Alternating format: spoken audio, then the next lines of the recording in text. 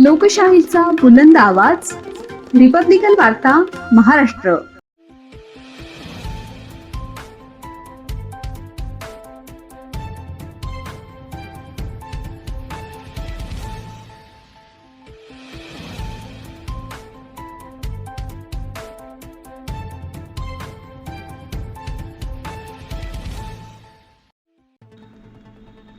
गुरुपौर्णिमा उत्साहात, गुरूंच्या ऋणाची जाणीव करून देणारा प्रेरणादायी उपक्रम. महाराष्ट्र योग शिक्षक संघ पुसद यांच्या वतीने आषाढ पौर्णिमेचे आयोजन. बातमी पुसद येथून. महाराष्ट्र योग शिक्षक संघ पुसद यांच्या वतीने आषाढ पौर्णिमेनिमित्त गुरुपौर्णिमा उत्साहात साजरी करण्यात आली. लक्ष्मीनगर योग वर्गात आयोजित कार्यक्रमास पुसद नगर परिषद भाजप गटनेते ॲडव्होकेट दीपक काळे यांची प्रमुख उपस्थिती होती. कार्यक्रमाच्या अध्यक्षस्थानी नागोराव तावडे हे होते. यावेळी ॲडव्होकेट बाबूराव मस्के नाईक, पुसद विश्वगामी पत्रकार संघाचे जिल्हाध्यक्ष राजू सोनुने तसेच ज्येष्ठ योग साधिका सौ पंचफुला नंदनवार उपस्थित होते. कार्यक्रमाची सुरुवात योग महर्षी पतंजली यांच्या प्रतिमेस पुष्पहार अर्पण करून पूजनाने करण्यात आली.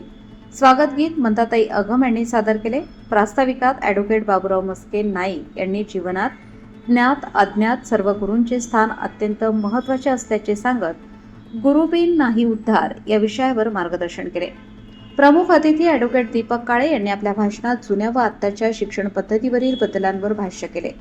पूर्वी शिक्षकांविषयी असलेला आदर, शिस्त आणि संस्कार यामुळे विद्यार्थ्यांचे व्यक्तिमत्व घडत असे सांगताना त्यांनी छडी लागे छम छम, विद्या येईल घम घम या उक्तीचा संदर्भ दिला.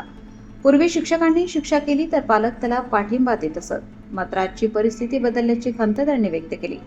यावेळी उपस्थित मान्यवरांनी गुरूंच्या कार्याचा गौरव करत समाजात संस्कार, ज्ञान आणि मूल्यांची जोपासना करण्यासाठी गुरूंचे योगदान अनमोल असल्याचे सांगितले. कार्यक्रमात योग शिक्षक, योग साधक, योग साधिका तसेच नागरिक मोठ्या संख्येने उपस्थित होते.